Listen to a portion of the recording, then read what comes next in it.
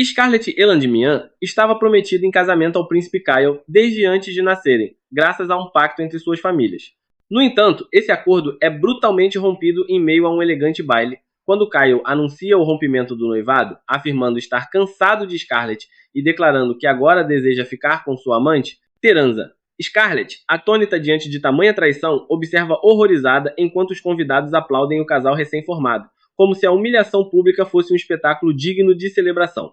Ela não entende como todos podem apoiar aquele canalha que acabara de descartar a própria noiva, mas logo descobre o motivo. Kyle elogia Teranza, dizendo que ela é uma mulher bondosa e inteligente, enquanto Scarlett seria uma pessoa fria e sem emoções. Ele afirma que fingir estar feliz ao lado dela durante 17 anos foi a maior desgraça de sua vida, e que finalmente está livre daquela prisão emocional. Scarlett, porém, não está disposta a aceitar o fim tão facilmente. Ela lembra ao príncipe que o noivado foi arranjado por seus pais e que ele não pode cancelar ele por vontade própria. Kyle retruca dizendo que, na verdade, pode sim encerrar o noivado, já que Scarlett seria uma criminosa mesquinha que vinha assediando Teranza por pura inveja. Fingindo ser uma vítima, Teranza começa a chorar enquanto Kyle a defende, contando histórias sobre como Scarlett teria a intimidado na academia, prendendo-a no banheiro e até empurrando a escada abaixo.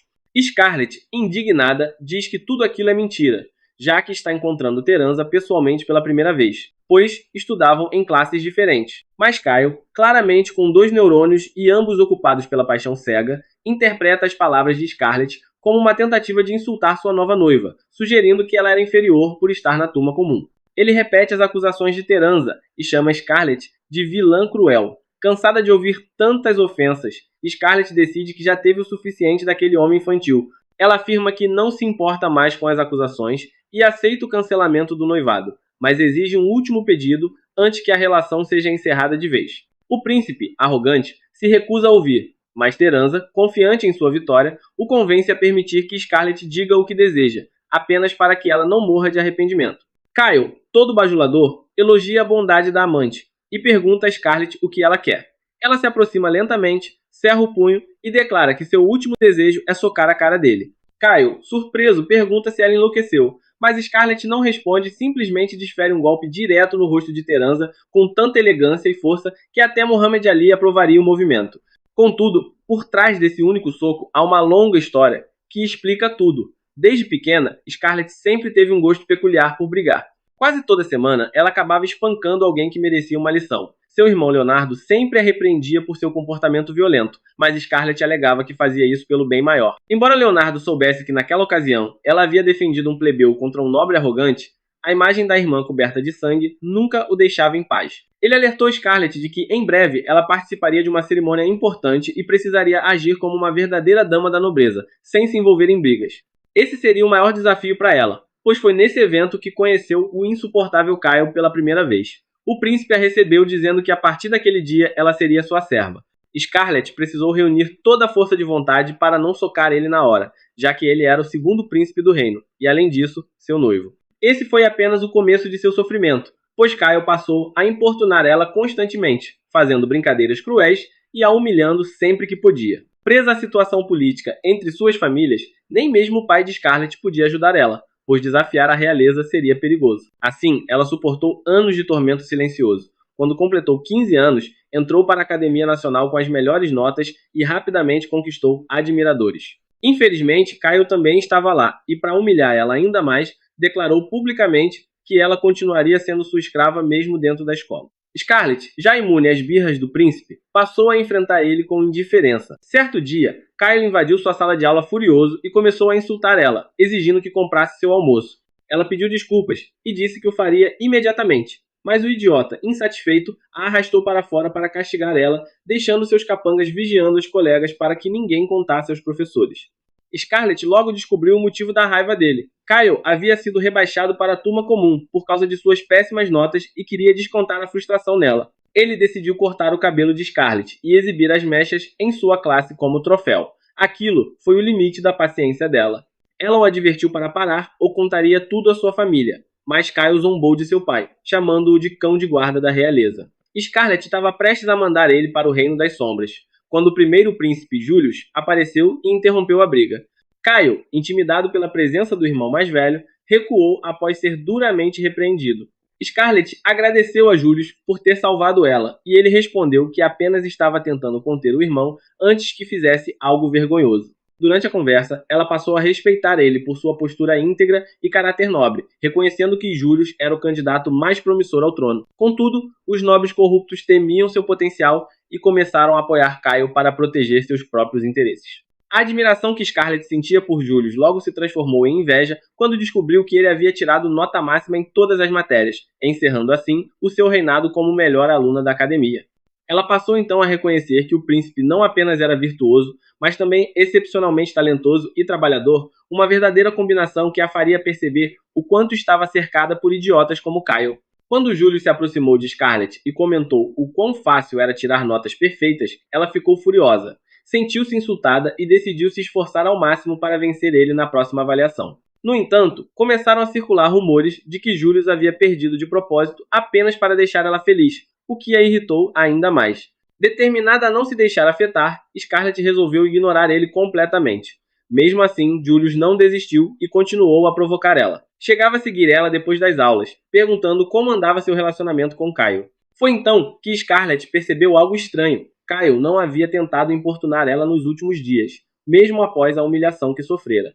Ela se deu conta de que Julius estava rondando-a justamente para manter o irmão afastado, e, por um breve momento, quase começou a ver ele de maneira positiva. Mas essa impressão logo se desfez quando Julius começou a flertar com ela. Voltando ao presente, toda a raiva acumulada de Scarlett finalmente encontra um alvo no rosto de Teranza. Com um único soco, ela a lança longe, derrubando ainda 2 homens que estavam próximos. Kyle entra em pânico e pergunta o que ela pensa que está fazendo, mas Scarlett responde friamente que as palavras cruéis dele a incomodaram e que Teranza pagou o preço. Em seguida, ela se volta para o grupo de nobres boquiabertos, totalmente ciente de que cada um deles é um corrupto desprezível. Sentindo o sangue ferver, ela tira um par de luvas de combate que sempre carrega para emergências e as veste calmamente. Os nobres, apavorados, gritam por ajuda e chamam os guardas, mas Scarlett usa magia para adormecer eles instantaneamente, e em seguida começa a espancar os aristocratas um por um. Os nobres, desesperados, tentam barganhar suas vidas oferecendo seus próprios escravos em troca de proteção, mesmo sabendo que o comércio de escravos é proibido no reino. Scarlett percebe que todos são lixo irrecuperável e que não sentirá o menor remorso por nocautear eles. Ativando sua magia temporal, um dom concedido pelo deus Krenoa, ela aumenta sua velocidade e inicia um massacre com os punhos. Em pouco tempo, todos os nobres estão caídos no chão.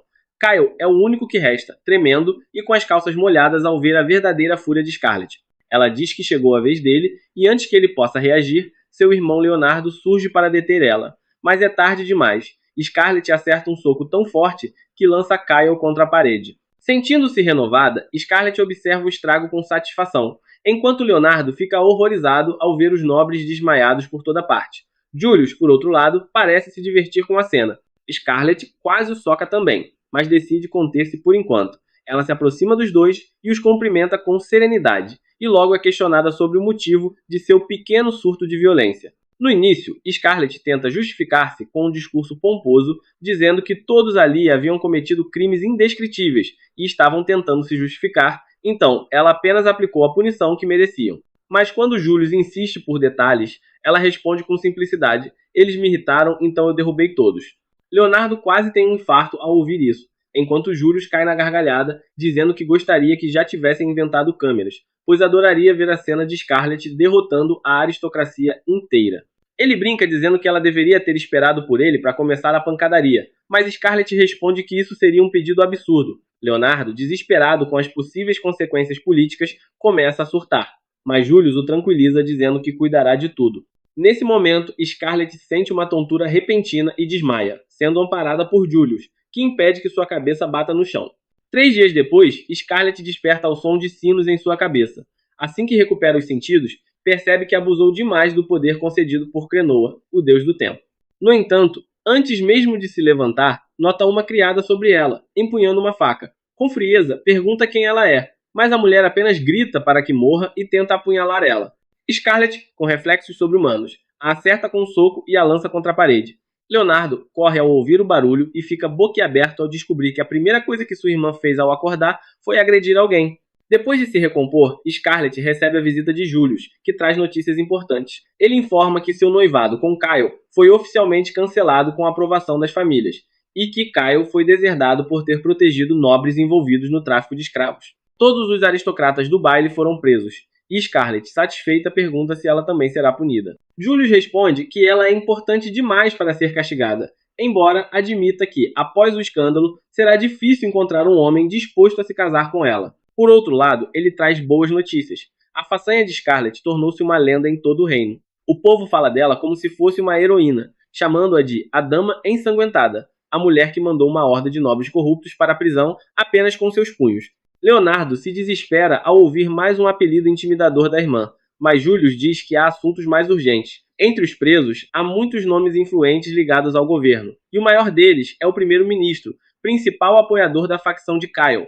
Julius explica que o rei já suspeitava da corrupção e criou uma organização chamada CO2 para investigar o caso, sendo Leonardo o atual líder da operação. Em seguida, ele convoca um dos agentes, o primeiro a se infiltrar entre os aliados de Kyle e trazer informações valiosas. O agente acaba sendo Sigard, um capanga de Kyle, que imediatamente pede desculpas a Scarlett por ter sido rude com ela todo esse tempo. Scarlett responde que ele merecia um Oscar pela atuação convincente, e Sigard fica cada vez mais preocupado conforme ela fala. Julius dá permissão para que ela o socasse se quiser deixar as coisas para trás, e Scarlett aceita a oferta, mas só dá um leve tapa na bochecha de Sigard, porque ele também a salvou várias vezes enquanto servia a Kyle. Em seguida, ela se retira, percebendo que finalmente está livre para fazer o que quiser agora, que não está mais vinculada a Kyle. A primeira coisa na sua lista é interrogar a criada que tentou assassinar ela. Pela manhã, Scarlett vai ao galpão onde a criada Nanaka está presa, mas encontra apenas roupas abandonadas de repente. Um gato selvagem a ataca,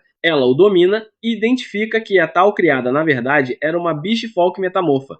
Ela manda Nanaka voltar à forma humana para conversarem, e descobre que, na verdade, a criada sempre fora um rapaz determinado a matar ela a qualquer custo. Scarlett percebe que isso se deve à marca de escravo no peito dele, que o força a obedecer qualquer comando do dono. Ela pergunta se ele topa contar tudo sobre seu mestre se ela o libertar. Ele diz para ela tentar. Scarlett entende aquilo como um sim, e imediatamente o imobiliza no chão antes de usar seus poderes para reverter o tempo na marca de escravo. Neste mundo, todos nascem favorecidos por um deus. Muitos nunca descobrem qual deus os abençoou, mas quem descobre pode usar os poderes concedidos, e Scarlett é abençoada por Krenoa, o deus do tempo, razão pela qual a família real a valoriza tanto. Ela usa Krenoa para restaurar o corpo de Nanaka ao estado anterior ao seu aprisionamento, mas isso a exaure. Mesmo assim, o rapaz cumpre a promessa e revela que quem o enviou foi o primeiro-ministro Godwyn. O filho de Godwyn estava entre as vítimas de Scarlett na festa e ordenou que Nanaka a matasse, embora Nanaka tenha sido enviado muito antes para espionar a família dela. Nanaka conta que Godwyn é astuto, ele coloca espiões em todas as famílias nobres para descobrir segredos e depois chantagear elas, prendendo-as ainda mais em seu esquema de escravidão. Isso basta para Scarlett. Ela se prepara para ir até a casa de Godwyn e dar-lhe uma lição, mas Nanaka a aconselha a esperar, pois Godwyn vive cercado de guardas conselho que ela ignora. O servo atravessador, porém, diz que haverá uma chance melhor quando Godwyn for a um leilão de escravos em uma semana. Ele ainda não sabe onde será o leilão, mas promete colocar Scarlett em contato com o mercador de escravos porque está disposto a tudo para se vingar do canalha que o escravizou e escravizou outros de sua espécie. Scarlett aceita ajuda e o leva consigo, sem saber que Julius ouviu todo o plano. Alguns dias depois, Scarlett e Nanaka vão às favelas procurar o traficante, e ela conta sobre um pedaço de Maithil que comprou de um garoto por uma moeda de ouro. Nanaka diz que ela foi enganada, mas Scarlett não acredita. Julius, que os seguiu sem ser convidado, primeiro alega que quer aprender mais sobre seu povo para ser um rei melhor, mas depois confessa que ouviu a conversa e não perdeu a oportunidade de assistir a uns caras levando porrada, ele acha divertido demais. Nesse momento, aparece um bando de capangas, e Scarlett fica animada por ter alguém para nocautear. Nanaka pede que ela segure a tendência a brigar porque ele pode conversar, aproxima-se dos bandidos e oferece pagar para que o levem até o traficante chamado Junk, mas eles se recusam a fazer negócio com gente que parece fraca. Eles contam que bateram em um garoto e roubaram sua moeda porque ouviram falar que uma rica idiota comprou uma pedra por uma moeda de ouro. Ouvir isso enfurece Scarlett. Ela decide que esses caras merecem apanhar, aumenta sua força e usa seu poder para aumentar a velocidade. Nocauteia 3 rapidamente e depois usa sua aura contra os 2 restantes, que percebem estar lidando com a infame nobre violenta. Ela derruba o sujeito de tapa-olho e o último bandido, que disse que os fortes comem os fracos, implora por misericórdia prometendo devolver o dinheiro ao garoto. Scarlett diz que ele só poderá devolver depois de apanhar, mas o bandido apostando alto tenta usar a localização do traficante como moeda de troca, e por tolice, revela a de imediato. Scarlett agradece e nocauteia-o, enquanto Julius bate palmas e pergunta o que ela estava fazendo enquanto lutava. Ela responde que não queria intervenção. Julius então decide ir falar com o traficante Junk sozinho, temendo que ele identifique Nanaka ou que Scarlett o esmague antes de arrancar informações. Em poucos minutos, fingindo e ameaçando, ele consegue o local do próximo leilão. No caminho de volta, Scarlett chama Julius de potencial vigarista. Ele retruca que ainda é melhor do que ser um maníaco violento. Nanaka se pergunta se aquilo é o famoso enredo Inimigos que Viram Amantes, que ele ouviu tanto falar. De repente, Scarlett e Julius concordam em procurar ideias para infiltrar o leilão. Logo depois, Scarlett vai visitar um nobre chamado Zatan, que na verdade é o comerciante de escravos cujo contato Junk havia lhes dado. Zatan fica visivelmente feliz por ter uma nova cliente diante dele, mas ainda assim comenta que não é apropriado para uma dama conversar com um sujeito desprezível como Junk, apenas para chegar até ele, quando poderia ter pedido a qualquer nobre conhecido seu endereço. Scarlett responde que isso não importa agora, e pergunta a Zatan qual é exatamente sua relação com Junk. Ele explica que não tem negócios diretos, apenas o contrata para trazer escravos potencialmente valiosos que apareçam nas favelas. Quando Scarlett pergunta o que ele quer dizer com valiosos, Zatan responde friamente que anões, elfos, homens bestiais e outras raças entram nessa categoria. Em seguida, ele aponta para Nanaka e diz que aquele também é um espécime de alto valor. Nanaka fica tenso ao ouvir isso, e Scarlett pergunta como ele descobriu que seu criado é um Beastman. Zatan responde que possui experiência suficiente nesse ramo para reconhecer um, e começa a rir de modo asqueroso, o que quase faz Scarlett perder a paciência e partir para a violência. Nanaka, porém, segura seu braço e sussurra que é melhor manterem o plano. Quando o homem finalmente para de rir, pergunta que tipo de escravo ela deseja. Scarlett diz que ouviu falar de um leilão de escravos que será realizado na capital e quer participar dele. O semblante de Zatan muda na hora. Ele afirma que para entrar no leilão, ela precisa ser verificada, o que exige revelar seu status aos membros do círculo e comprar ou vender ao menos 6 escravos. Scarlett oferece qualquer quantia, mas o comerciante recusa, dizendo que o dinheiro não é o problema. Ele então propõe algo ultrajante. Se Scarlett lhe der o Beastman que possui, ele a levará ao leilão como se fosse filha de um parente distante. Scarlett sente a raiva ferver dentro de si, mas força um sorriso e responde que, se é só isso que precisa para participar, concorda com a troca. Pouco depois, Scarlett e Nanaka deixam a mansão, e ela ainda não acredita que o comércio de escravos aconteça de forma tão aberta dentro do reino. Ao mesmo tempo, sente alívio por o plano ter saído exatamente como Nanaka previu. Zatan reagiu de maneira perfeita. Nanaka, por outro lado, se espanta ao perceber que Scarlett foi capaz de resolver tudo sem recorrer aos punhos, o que a faz beliscar ele em resposta à provocação. No caminho de volta, Scarlett pergunta se ele tem certeza do que está prestes a fazer, já que, embora possa remover sua marca de escravo depois, não conseguirá proteger ele enquanto ele estiver sob esse papel. Nanaka responde que Zatan acredita ter colocado ele à venda e, portanto, não deixará ninguém ferir ele antes do leilão. Ele acrescenta que está fazendo isso para espiar o crime de tentar matar ela, e em seguida boceja de sono. Scarlett entende os Beast Folk são noturnos e costumam dormir durante o dia. No instante seguinte, Nanaka assume sua forma animal e adormece nos braços dela, que o leva de volta à estalagem onde o príncipe Julius os aguarda. Scarlett anuncia que as negociações foram um sucesso, e Julius fica surpreso por ela ter conseguido resolver tudo sem dar nenhum soco. O comentário naturalmente irrita Scarlett, e o príncipe ainda acrescenta que queria ter estado presente para testemunhar o milagre de ver ela resolver algo sem violência. Scarlett decide ignorar a provocação, e depois de colocar Nanaka na cama, sai para respirar ar fresco. Julius diz que também pretendia dar uma volta, e insiste em acompanhar ela, caminhando lado a lado o tempo todo. A insistência o torna ainda mais irritante aos olhos dela. Então, um vendedor de tortas de maçã chama Scarlett, oferecendo uma promoção para moças bonitas. Se comprar uma torta, ganha uma maçã. Julius aproveita a deixa e compra também. Logo depois, um joalheiro tenta vender bijuterias baratas, e o príncipe compra de novo, não sem antes pechinchar. Ele ainda compra algo de uma cartomante duvidosa, e Scarlett, já desconfiada, pergunta qual é o verdadeiro negócio dele naquela rua. Julius confessa que inventou aquilo, e chama Scarlett de fofa por ter acreditado em uma mentira tão óbvia. Ela fica furiosa e soca a parede mais próxima, já que não pode socar o príncipe. Julius apenas ri e lhe oferece uma torta de maçã, cujo sabor faz Scarlett sentir-se no paraíso. Ele pede desculpas por provocar ela, mas ela diz que um simples doce não basta para ganhar seu perdão. embora mude de ideia rapidamente quando ele oferece uma segunda torta. Enquanto comem, Scarlett comenta que Julius conhece bem o layout da cidade, e ele explica que costumava matar aulas para explorar ela. Pergunta como ela se sente vendo o mercado. Scarlett admite que, quando Kyle a mandava comprar pão, nunca tinha tempo de olhar em volta, agora percebe como o lugar é alegre. Julius sorri, dizendo que sempre quis que ela visse aquilo.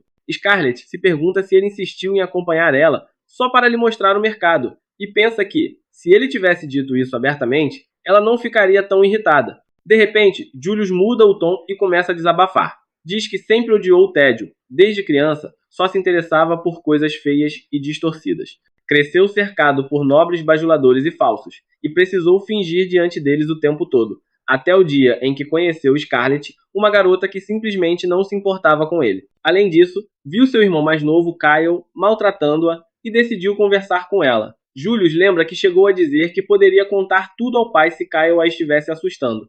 Scarlett, porém, apenas deu um sorriso sombrio e respondeu que ele havia contado uma boa piada. Naquele momento, ela capturou toda a sua atenção, e desde então, Julius nunca mais deixou de achar ela fascinante. Ele repete que acha a maior parte das coisas no mundo entediantes, mas odeia ficar entediado por isso, tenta manter ao seu redor apenas coisas interessantes. E agora, não há ninguém mais interessante para ele do que Scarlett. Dito isso, ele de repente se inclina e lhe dá um beijo na bochecha, deixando Scarlett boquiaberta. Julius declara que não se trata de um amor romântico tradicional, mas que tem convicção de que gosta dela e que ela lhe é muito cara.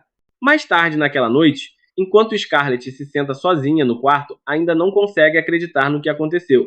Ela se deixa cair na cama, perguntando-se se o beijo não foi apenas mais uma das artimanhas do príncipe para provocar ela. No dia seguinte, Scarlett volta a encontrar Zatan e diz que entregará Nanaka a ele. Desde que ele cumpra a promessa, ele concorda, mas antes pede uma prova de que o escravo realmente é um Beast-Folk. Quando ela pergunta se ele não confia nela, ele responde que é a política dele verificar as mercadorias antes de aceitar elas. Scarlett manda Nanaka se transformar, e ele imediatamente assume uma forma animal. Zatan fica encantado. Nesse momento, um sujeito grande e assustador, com dentes projetando-se do maxilar inferior, entra na sala e encara Scarlett, perguntando se é ali que pegariam o escravo do dia. Zatan apresenta o homem Donovan, avisando que Scarlett é cliente e que o Beast-Folk é a mercadoria. Nanaka demonstra não gostar da presença dele, e Scarlett percebe que Donovan é meio humano, meio besta mágica. Uma licantropia, Zatan pede desculpas pela grosseria do próprio escravo e ordena que o levem. Donovan, excitado ao ver o Beast-Folk, observa que esses seres regeneram rápido, coloca uma coleira metálica no pescoço de Nanaka e começa a puxar ele, mas Nanaka resiste. Donovan, furioso, brandindo um chicote farpado, tenta acertar ele e então Scarlett agarra o chicote com as mãos nuas. Ela diz a Zatan que seu escravo se comporta bem demais e que se ele não tiver coragem de castigar ele, ela mesma pode fazer ele. Donovan a desdenha e Zatan, menosprezando Scarlett, a adverte para não provocar seu homem porque ele é um ex-aventureiro de alto gabarito e só alguém do nível de um capitão noturno poderia derrubar ele. Scarlett pergunta por que isso importa e, confusa, Zatan tenta dizer que só estava preocupado com ela, mas Donovan declara que é tarde demais. Não deixará uma mulher pisar em seu orgulho e decide lhe dar uma lição. Puxa o chicote, sem conseguir arrancar ele das mãos de Scarlett. Insiste com mais força, enquanto Zatan o manda parar, dizendo que uma mulher jamais venceria um homem muito mais pesado. Donovan jura que está se esforçando. Então Scarlett pergunta a Zatan se Donovan também será leiloado. Ele responde que pretende ficar com Donovan como guarda-costas pessoal e treinador dos outros escravos, o que é, de certa forma, uma boa notícia para Scarlett, pois assim o valor dele não cairia muito, mesmo que sofresse alguns danos. Num impulso incrível, Scarlett arremessa Donovan ao ar e o soca tão alto que o manda quase para a estratosfera. Os homens de Zatan ficam boquiabertos, mas ela nem se importa. Volta-se para Nanaka, tira a coleira e vê que ele está sangrando, usa então sua magia de cura para tratar os ferimentos e o abraça, prometendo que voltará em breve e que, enquanto isso, ele deve aguentar as dificuldades daquele lugar. Zatan comenta sobre a janela quebrada e diz que ela não precisa pagar pelo conserto, chegando a agradecer por ela ter disciplinado Donovan, já que ele sempre falha nisso. Ao retornar à estalagem, Scarlett encontra uma carruagem familiar estacionada. Seu irmão desce dela possesso, exigindo que ela conte toda a história apenas quando chegarem à capital, e ao ver Julius na carruagem, ela o amaldiçoa por ser um príncipe inútil que não conseguiu impedir que o irmão a descobrisse. Uma vez na capital, Léo começa a beber destilados na mesa de chá enquanto repreende Julius e Scarlett por terem arriscado a vida tão levianamente. Julius o tranquiliza, dizendo que já localizaram o leilão de escravos. Então estaria tudo bem. Léo se acalma e revela que também pesquisou. O primeiro-ministro Godwin está organizando o leilão. Scarlett informa que o evento será em 2 dias. E Léo entra em pânico, começando a traçar planos para a grande missão. Enquanto isso, Scarlett fica olhando para Julius, que sorri e pergunta se ela quer mais da torta de maçã como a que comeram outro dia. Ela se irrita por motivos que não entende, até que Léo a interrompe com seu plano. Primeiro, quer que Scarlett volte para casa a proposta que ela recusa, dizendo que é a única coisa que não fará. Léo supõe que sua motivação seja apenas dar um soco em Godwin, mas Scarlett responde que é mais do que isso. Desde pequena, ela viu pessoas boas sofrerem enquanto nobres canalhas prosperavam, e acredita que esses gananciosos não podem ser punidos por meios normais, então precisa agir do seu próprio jeito. Levanta-se de repente e afirma que nobres egoístas e gananciosos são os alvos mais satisfatórios para um soco, provocando as reações habituais de Léo e Julius às suas tendências violentas. Ela conclui que pessoas comuns não conseguem enfrentar nobres, mas, por ser filha de um duque de alta patente, estará segura. Julius concorda com ela, para o desespero de Léo, que teme que a natureza violenta de Scarlett acabe arruinando a reputação da família. No entanto, o problema maior é que pessoas do Império Vanquish podem estar presentes no leilão. Tanto Scarlett quanto Julius ficam tensos ao ouvir isso, pois o Império Vanquish está em conflito com o Reino da Palestina há mais de 300 anos. Eles são conhecidos por serem um povo implacável, que respeita apenas o poder como forma de hierarquia, e são governados por cavaleiros dragão extremamente poderosos. Embora recentemente tenham sido iniciadas negociações de paz entre as duas nações, Léo confirma que a Força Aérea de Vanquish tem mantido contato com Godwin. Coincidentemente, nesse mesmo momento, Godwin está em uma reunião com alguns oficiais do Exército Aéreo de Vanquish. Ele está furioso com Scarlett por ter arruinado a festa de Kyle e comprometido seus planos, ordenando que os soldados se livrem dela o quanto antes. O soldado de cabelos vermelhos aceita a missão com entusiasmo e parte voando em seu dragão, mas Godwin não fica nada satisfeito com sua atitude arrogante. Logo em seguida, uma garota o interrompe, dizendo para ele esquecer os cavaleiros dragão e prestar atenção no que ela trouxe. A jovem aponta uma arma para Godwin, mas como armas de fogo ainda não foram inventadas nesse mundo, ele não faz ideia do que aquilo seja. Ela diz que é um presente da deusa Pálmia, mas Godwin tira um pingente do bolso e afirma que já tem um presente dela, duvidando que aquele estranho cilindro possa fazer algo. A garota então atira em um vaso de flores com um revólver, e Godwin fica completamente chocado com o que vê. A moça se revela como ninguém menos que Taran, a amante de Kyle, e diz a Godwin para usar essa nova arma capaz de matar até os inimigos mais temíveis para vencer suas próximas batalhas. E é assim que o vídeo termina. Logo chega o dia do leilão e Zack recebe Scarlett nervoso na casa de leilões. Ele lhe dá uma máscara que provavelmente não vai servir para nada além de disfarçar o rosto. E Scarlett agradece, desejando-lhe sorte para o leilão, embora sorria por dentro, sabendo que essa vai ser a última vez que ele e todos aqueles nobres idiotas participam de um leilão assim. Zê a conduz até o salão enquanto ela não para de pensar na estratégia. Assim que descobriram o local, Julius mandou imediatamente os agentes de sua organização se infiltrar como criados. Ele sabia, porém, que estariam desarmados dentro do salão, e que mesmo com magia, não poderiam prender Godwin. Por isso, disse a Scarlett que fosse a unidade de combate principal. Ao contrário dos outros perdedores, ela só precisa dos punhos para bater em todo mundo. Com isso em mente, Scarlett entra confiante no salão, enquanto Leonardo e outros cavaleiros aguardam do lado de fora, prontos para atacar quando Julius der a ordem. Léo confia nos preparativos, mas reza para que Scarlett cumpra a promessa de não usar violência desnecessária. O estômago lhe dói, ao saber que ela tem dificuldade em controlar os punhos e só espera que a missão de alguma forma dê certo. Enquanto isso, Scarlett escuta os nobres discutirem o tipo de escravos que querem no leilão. Todos têm gostos diferentes, mas concordam que a grande atração da noite são os metamorfos, os povos bestiais que mudam de forma. De repente, as luzes se apagam e Scarlett tromba com um homem. Ele pede desculpas e vai embora, e ela sente que já ouviu aquela voz antes, mas não tem tempo para pensar quando o anunciador sobe ao palco e dá início oficial ao leilão.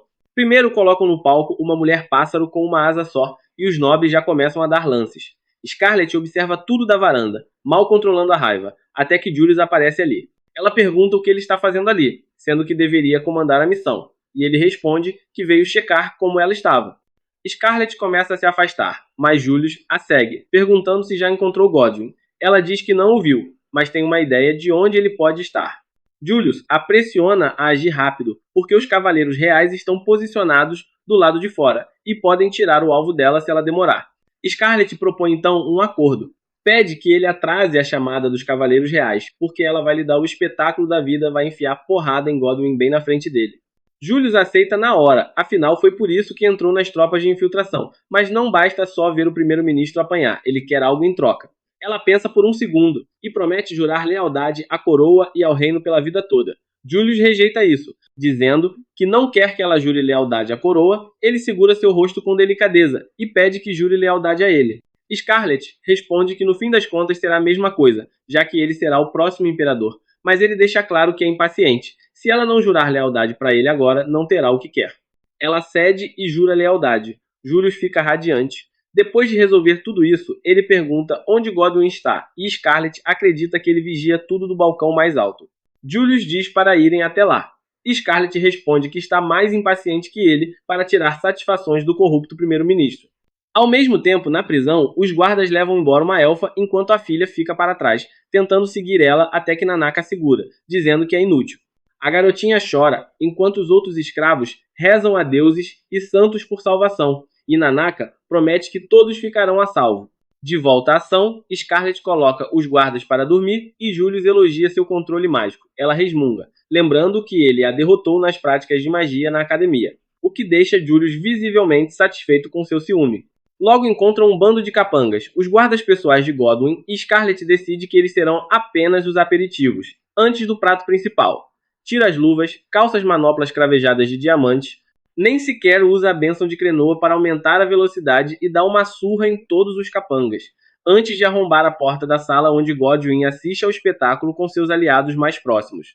Enquanto todos tentam entender o que está acontecendo, Scarlett entra confiante, tira a máscara e diz a Godwyn que seus punhos estão ansiosos para conhecer o rosto dele. Godwyn fica pasmo ao ver ela, e o filho dele enfurece por ter contas a ajustar com Scarlett. Lança um feitiço de raio contra ela, mas Julius usa o Anel Real para anular o feitiço na hora. O anel que anula qualquer magia lançada por súditos do Império, algo que só o Imperador e Julius possuem. Julius então passa a zombar, e os nobres corruptos percebem que estão condenados. Mesmo assim, os nobres tentam se convencer de que o loiro à frente deles é um impostor, e Godwyn decide lidar logo com ele e com Scarlett. Ele ordena que tragam um escravo especial, e Scarlett reconhece o feroz Homem-Fera como Donovan, transformado em sua forma bestial. Godwyn manda Donovan matar Scarlett e Julius, mas nesse instante alguém aparece e corta a mão de Godwyn. É Sigurd, o homem em quem Scarlett esbarrou antes, e que estava se passando por fiel seguidor de Kael para se infiltrar no leilão. Godwyn, enfurecido, ordena que todos ataquem os invasores. Sigurd assume a liderança e diz para Scarlett e Julius ficarem atrás dele, mas Scarlett o agarra pela gola e o puxa de volta, avisando que os nobres são dela e que ele não vai tocar eles. O subordinado, meio excitado pela autoridade dela, aceita a ordem quando Scarlett acrescenta que ele só tem permissão para enfrentar Donovan, enquanto ela cuidará dos outros canalhas. Sigurd obedece de bom grado e Scarlett se diverte jogando os nobres pelos ares. Criando um verdadeiro ciclone no salão, ninguém ousa se aproximar ao ver o sorriso ameaçador dela. Um a um, ela derruba todos, chegando a arremessar alguns do alto da sacada. Logo depois, Léo entra às pressas, sem ter recebido o sinal do príncipe, e fica chocado com a cena sangrenta. Scarlett está de pé diante de uma pilha de nobres derrotados, e Léo pensa que ela se tornou uma assassina em massa. Ela o corrige, dizendo que se conteve e ninguém morreu de fato, mas nesse momento eles veem Sigurd tendo dificuldades para lutar contra Donovan. Os convidados restantes fogem em pânico, e Léo teme que alguns escapem. Julius concorda e decide mobilizar os cavaleiros, mas Scarlett o lembra de que ainda não socou Godwyn. Mesmo assim, Julius ordena que Léo envie os cavaleiros atrás do primeiro-ministro, e Scarlett protesta dizendo que esse não era o combinado. Julius garante que só ela terá o direito de espancar Godwyn, o que faz Léo virar-se surpreso e perguntar o que está acontecendo. Julius explica que fez um juramento com Scarlett e precisa manter sua promessa, o que deixa Léo boquiaberto. Ele entende tudo errado e acha que os dois trocaram votos de casamento. Emocionado, acredita que sua irmã finalmente encontrou alguém com quem quer passar a vida, enquanto Scarlett não entende o motivo de tanta reação. Julius percebe que ambos são péssimos em interpretar o momento, mas ignora e envia o sinal aos cavaleiros lá fora.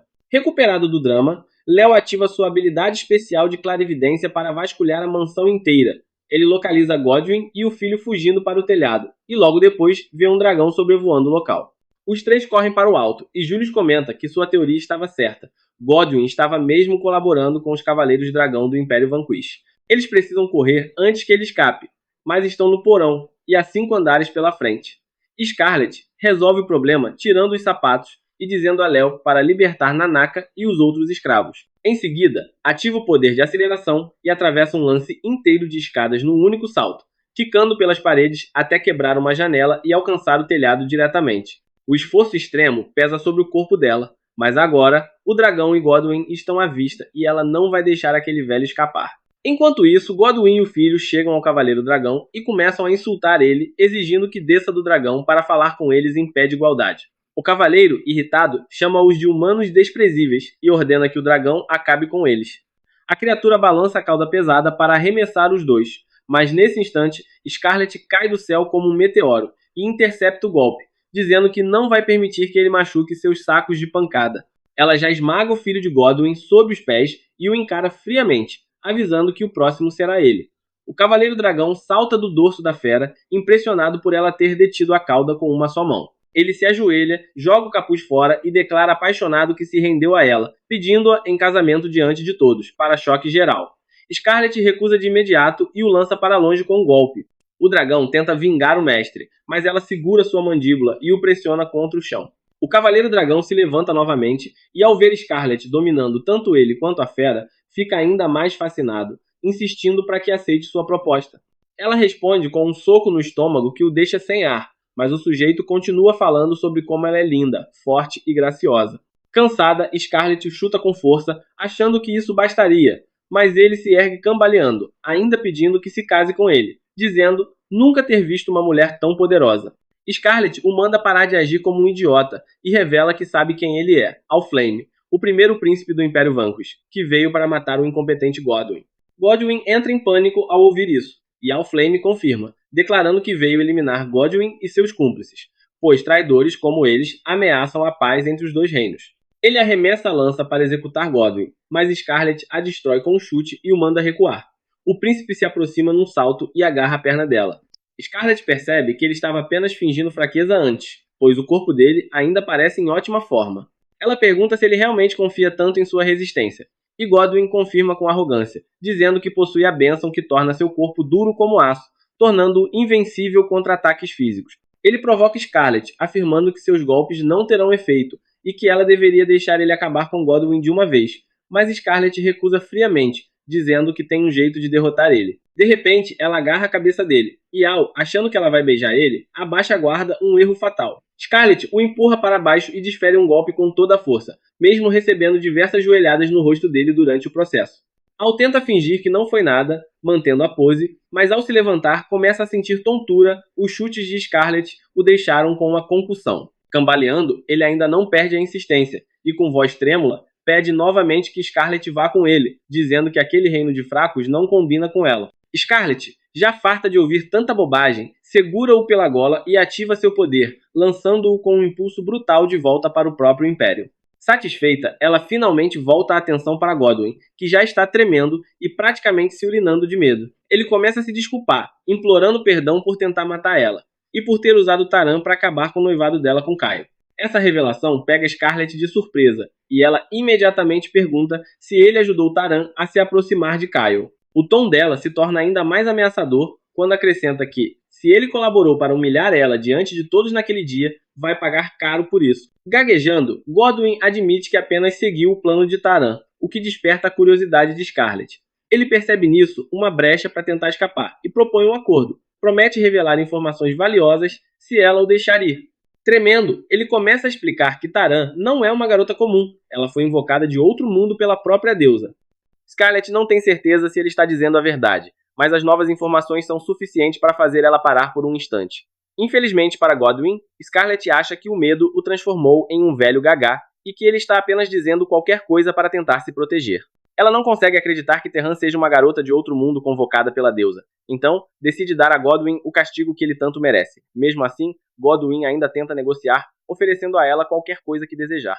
Scarlet pensa por um momento e diz que precisa de um saco de pancadas humano com olhos suspeitos, nariz pontudo e roupas bem acolchoadas. Godwyn concorda, mas de repente percebe que ela está descrevendo ele próprio. Era exatamente o que Scarlet esperava, e então ela usa o poder de Krenoa para fazer o tempo ao seu redor fluir 100 vezes mais devagar, enquanto apenas ela pode se mover normalmente. Ela começa a socar Godwyn em nome das pessoas que ele explorou e daquelas que ele sequestrou para vender como escravos. Bate nele por ter arruinado a vida de Nanaka e também por ter tentado matar ela.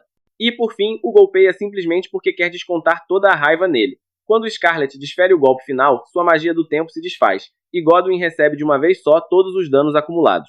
Ela faz uma reverência elegante enquanto o homem é lançado pelos ares, mas logo em seguida, Scarlet cai de joelhos, exausta por ter usado demais o poder de Krenoa. As pontas de seu cabelo ficam pretas e suas mãos começam a sangrar. Ela teme que seu irmão fique decepcionado com ela.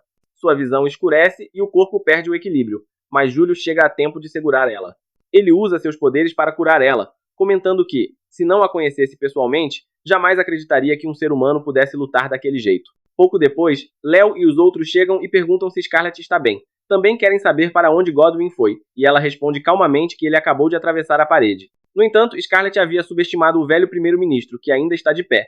Ele salta do alto do muro e saca a pistola que Terran lhe dera, apontando para Scarlet. Antes que o disparo a alcance, Julius se joga na frente dela e leva o tiro. Todos ficam horrorizados, enquanto Godwyn sorri satisfeito, acreditando ter eliminado um obstáculo de seu caminho. Tomada pela fúria, Scarlet avança contra ele e o joga no chão com um soco devastador. Godwyn ri e diz que os golpes dela não o afetarão, pois ele carrega um presente da deusa Pomeia que o protege de todo tipo de dano. O tolo, porém, comete o erro de mostrar o artefato para Scarlet, e ela o arranca de suas mãos antes de esmagar-lhe o nariz. Com ódio, ela declara que ele jamais será perdoado pelo pecado de matar Julius e que deve pedir desculpas a ele no pós-vida. Em seguida, reúne toda a sua força e acerta um golpe final, lançando o velho pelos ares. Diz que vingou Julius e pede que ele olhe por eles do céu. Julius, porém, tosse e diz que ainda está vivo, graças à magia de cura de Léo. Ele brinca, perguntando se Scarlet está desapontada por ele não ter morrido, e ela responde sorrindo que está feliz por vê-lo bem. Logo depois, todos os nobres são presos, e Godwyn, surpreendentemente, ainda vive, apesar do golpe poderoso que recebeu. Enquanto isso, Scarlet descansa em sua carruagem, satisfeita por finalmente ter descontado toda a raiva em seu alvo. Ao mesmo tempo, no Império Vanquish, o Príncipe Al está preso em uma árvore quando seu amigo chega para resgatar ele. O rapaz chuta o tronco, fazendo Al cair, e o ajuda a caminhar até o dragão. Al reclama que sente como se todos os ossos de seu corpo estivessem quebrados, mas o amigo ri, dizendo que ele tem o corpo mais resistente do mundo. O príncipe ruivo comenta que foi arremessado até ali vindo de outro país e que deve ter gasto toda a sua bênção só para sobreviver. Pouco depois, eles montam no dragão e voam de volta para casa. Durante o voo, o loiro pergunta a Al se ele conseguiu brincar com o brinquedo que queria. Al pensa em Scarlet e diz que se divertiu muito mais do que esperava e que mal pode esperar para encontrar ela de novo. No reino, a notícia de que Scarlet impediu o leilão de escravos se espalha rapidamente, e todos passam a chamar ela de Salvadora do Reino. A imprensa visita a Academia Real para entrevistar suas amigas sobre seus hobbies e animais de estimação. Enquanto as garotas imaginam se Scarlet teria um gatinho fofo ou um cachorro elegante, seu novo bichinho é, na verdade, o dragão Rex deixado para trás por Al. Enquanto Scarlet treina o dragão, Nanaka a observa de longe, tomada pelo ciúme. Nesse momento, o mordomo se aproxima e diz que entregou a todos os comerciantes da cidade o novo item que ela inventou. Ele admite que não sabe se aquilo venderá bem, por ser algo bem peculiar, mas Scarlet está confiante de que, pelo menos, Julius comprará vários. O mordomo percebe o olhar ciumento de Nanaka, e Scarlet o chama para brincar com ela também, rindo com leveza. Nanaka se transforma felizmente em um filhote e corre em direção a ela, mas as criadas chegam para levar ele embora, pois precisam de ajuda para preparar tudo para os convidados que chegarão em breve. Enquanto isso, Taran visita a prisão, mas os guardas a impedem. Ela usa sua magia para lavar eles cerebralmente, e eles a deixam passar. Ela começa a pensar em como deseja ter o final de conto de fadas mais adorável para sua história. Quer se apaixonar por um príncipe e superar inúmeros desafios ao lado dele para alcançar seu final feliz. Tudo o que faz é por esse final feliz. E, mesmo agora, visita Godwyn com esse propósito. Ele fica feliz em ver ela, e pede que o liberte, prometendo fazer tudo o que estiver ao seu alcance para servir a deusa Pon. Taran responde que é grata por ele ter suprimido outras religiões da região, tornando o comunismo a principal religião do país. Godwyn diz que pode fazer ainda mais se for libertado. Mas Taran afirma ter um presente para ele da deusa Pomina. Ela usa seus poderes para controlar ele mentalmente também e deixa uma garrafa de veneno no chão. Godwyn, agora completamente sob seu controle, bebe o veneno, e Taran vai embora, agradecendo-lhe por ter cumprido seu papel em sua história, mas dizendo que não precisa mais dele. A notícia da morte de Godwyn chega a Julius e aos outros, mas ele acha difícil acreditar que um homem tão forte se suicidaria. Léo também acha suspeito, já que nada foi encontrado sobre Taran, embora ela seja uma importante colaboradora segundo os relatórios de Scarlet. Nesse momento, Nanaka aparece com alguns arquivos antigos que Léo havia solicitado. Enquanto analisam os documentos, Julius fica curioso sobre a garota chamada Taran, que conseguiu controlar até o primeiro-ministro. Ele encontra uma nota sobre a religião Pomunismo, e Nanaka se vira ao ouvir isso. Julius explica que há diferentes religiões no reino, e o Pomunismo é uma das principais. Léo acrescenta que ela ganhou popularidade recentemente e até se tornou a religião oficial do reino. Venera Palina, a deusa da beleza e do amor, e é liderada por um comerciante pomposo e ganancioso. Nanaka entende a conexão com Godwin, pois ele era do tipo que fazia acordos com qualquer pessoa corrupta que encontrasse. Porém, Sigur traz à tona a outra grande religião existente desde a fundação do reino, o Dianismo, que venera Santa Diana, uma garota com o poder de exorcismo. Léo comenta que, embora não seja a religião oficial, a maioria das pessoas acredita nela, e se perguntassem ao povo, muitos diriam que o Dianismo é quem realmente merece o título. Cigar lembra que o festival de peregrinação oficial do Dianismo está próximo, e Julius delega a responsabilidade a Léo, pois não quer lidar com isso. De repente ele menciona Scarlet e pergunta como ela está. Léo responde que ela está muito bem e que no dia anterior saiu para caçar alimento para seu dragão. Julius ri e diz que ela é realmente uma mulher notável e única. Ele começa a pensar em como nunca ficará entediado com Scarlet ao seu lado e se pergunta se deveria realmente pedir sua mão em casamento. Léo, sorrindo, pede para ele parar de brincar, lembrando que ele já trocou votos com ela. Nanaka e Sigard ficam chocados ao ouvir isso, e Léo explica que Julius e Scarlet prometeram suas vidas um ao outro, mas que isso é um segredo absoluto. Ele continua se gabando de como sua irmã é sortuda, enquanto Julius apenas espera que um dia ele descubra a verdade por conta própria. Nesse meio tempo, decide visitar sua amada. Alguns dias depois, Scarlet já domou completamente o dragão e o cavalga perfeitamente. Seus amigos da academia vão visitar ela, e ao chegarem ao portão, veem o dragão voando em sua direção. Como não percebem Scarlet montada nele, atacam imediatamente, sem esperar o mordomo explicar que o dragão não é uma ameaça. Scarlet sai ilesa, mesmo sendo atingida. Mais tarde, durante o chá, ela descobre que seus amigos pensaram que o dragão era inimigo. Orgulhosos, dizem que apenas agiram por instinto, já que os soldados do reino inimigo montam dragões, e quiseram derrubar um assim que o viram. Scarlet fica secretamente feliz por ver que eles continuam os mesmos, já que fazia muito tempo que não os via. As garotas começam a discutir quem era a chefe do dormitório feminino durante sua ausência. Depois, dizem a Scarlet para se recuperar logo e voltar à academia, pois a formatura está próxima e não querem se formar sem ela. A garota de cabelos roxos comenta que quer se formar rápido e se casar com um bom homem. Scarlet ouviu que ela já tem muitos pretendentes, mas a garota responde que nenhum é sério e que quer um homem disposto a arriscar a vida por ela. Embora Scarlet fique feliz pelos sonhos da amiga, isso a faz lembrar de quando Julius arriscou a própria vida para salvar ela. Ela não sabe exatamente o que sente sobre isso. Então, as amigas perguntam se ela tem planos de casamento. Scarlet não consegue responder, mas é salva pela chegada de Nanaka, que entra no quarto. Ela diz que está ocupada e brincará com ele mais tarde, mas Nanaka afirma que não veio para brincar.